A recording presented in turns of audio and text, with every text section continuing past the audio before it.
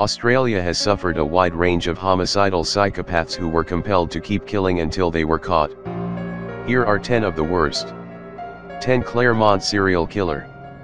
It is believed the Claremont serial killer murdered at least 3 people in Perth in the mid-90s. All victims were last seen in night spots in Perth's well-heeled Claremont. The first woman who disappeared was Sarah Spears, 18, on January 27, 1996. She was last seen waiting for a taxi on a main road. Her body has never been found. Jane Rimmer, 23, disappeared on June 9 that year, and her body was found nearly 2 months later in bushland. On March 14, 1997, lawyer Sierra Glennon, 27, disappeared from Claremont and her semi-clothed body was found on April 3. Following one of WA's biggest investigations, Perth Telstra technician Bradley Robert Edwards, 48, was arrested in 2017 over the murders. Bradley was later convicted in September 2020 of abducting and killing Jane and Sierra, and was sentenced to life in prison with a non-parole period of 40 years. 9. Peter Dumas. A serial sex offender before he turned to murder, Peter Dumas is serving life terms for the murders of 3 women in Melbourne, but he is the prime suspect in more killings.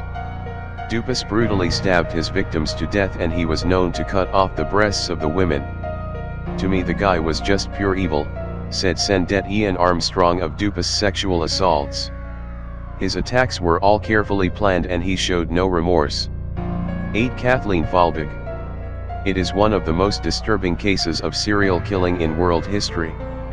Melbourne's Kathleen Falbig was found guilty in 2003 of murdering 3 of her children. She killed Patrick, 8 months old, Sarah, 10 months, and 19-month-old Laura. As there was no obvious cause of death, it was initially believed the children had died of sudden infant death syndrome, SIDS, or cot death. Falbig was also convicted of the manslaughter of her child, Caleb, 19 days. She was charged with murder after her husband discovered her diary, which appeared to detail the killings. A 2019 judicial inquiry into the deaths upheld the 2003 verdict. Falbig, who is serving a maximum 30-year sentence, maintains her innocence. 7. David and Catherine Burney. It was a union that led to a horrific series of rapes and murders. Over 1 month in 1986, and with the help of his partner Catherine, Perth's David Burney raped and murdered 4 women, and attempted to kill a 5th. Their first victim was psychology student Mary Nielsen, 22, who visited the Burneys' home to buy car tires.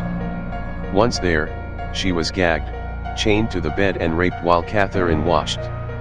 She was taken to bushland where she was raped again, strangled and buried. It was the beginning of a serial killing spree that terrified Perth. The Burneys drove around looking for their victims, who were initially trusting of the couple because there was a woman present, before abducting them and bringing them back to their home in Willagee, in Perth's south. Their 5th victim, Kate Moyer, 17, managed to escape, leading to the Burneys' arrest. Serving 4 life terms, David hanged himself in prison on 2005. Catherine remains in prison and is never to be released. 6. William McDonald. Regarded as Australia's first true serial killer, William McDonald murdered 5 men in gruesome crimes that included post-mortem mutilation. Apart from his first victim, who McDonald killed in a flat in Brisbane, McDonald's murders took place in Sydney in the early 60s. He lured his victims to dark spots in public places, then stabbed them multiple times before cutting off their genitals. At the time of his death in jail in 2015, at the age of 90, McDonald was the longest-serving prisoner in custody. 5. Leonard Fraser.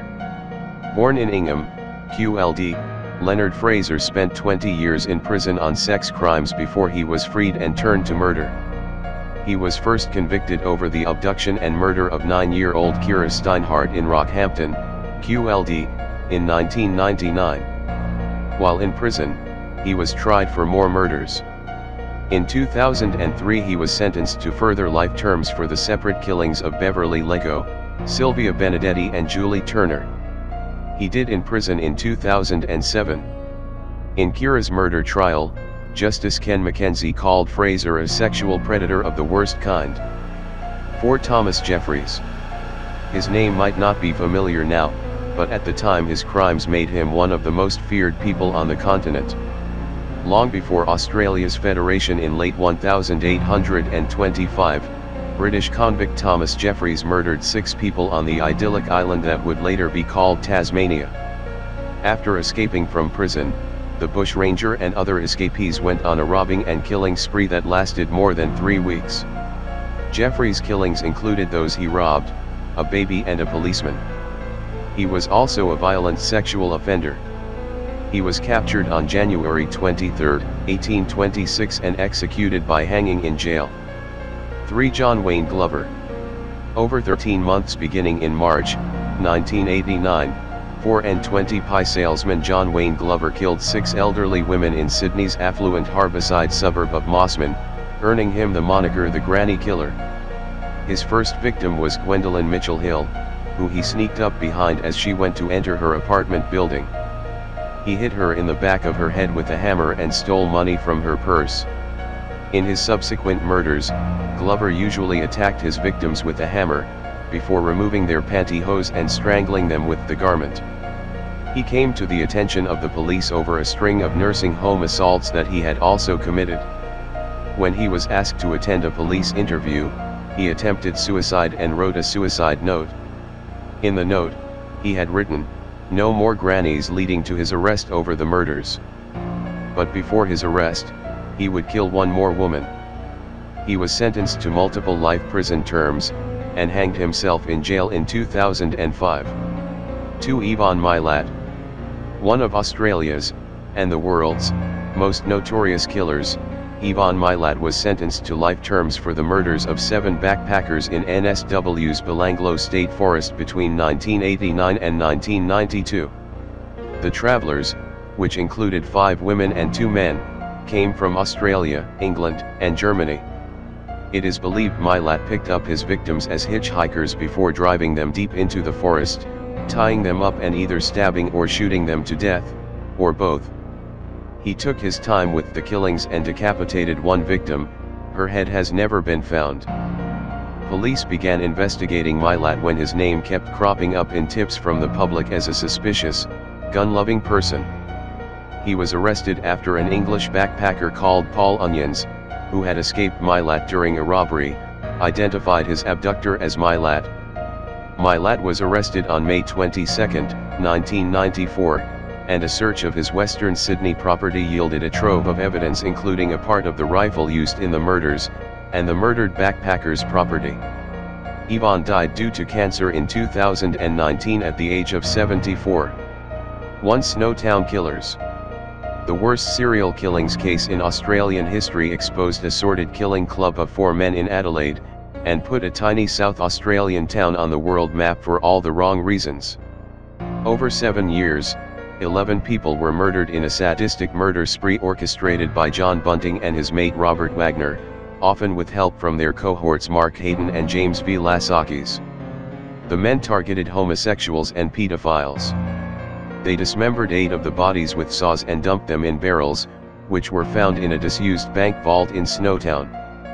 Following their arrests, Vilasakis turned witness, detailing the graphic horrors of the crimes. Bunting was found guilty of 11 murders, Wagner of 10. They are serving multiple life sentences. Vilasakis was sentenced to 26 years for 4 murders.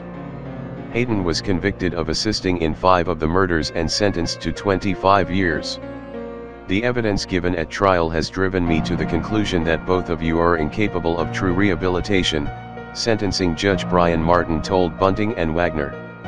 It is no exaggeration to say that you were in the business of killing for pleasure.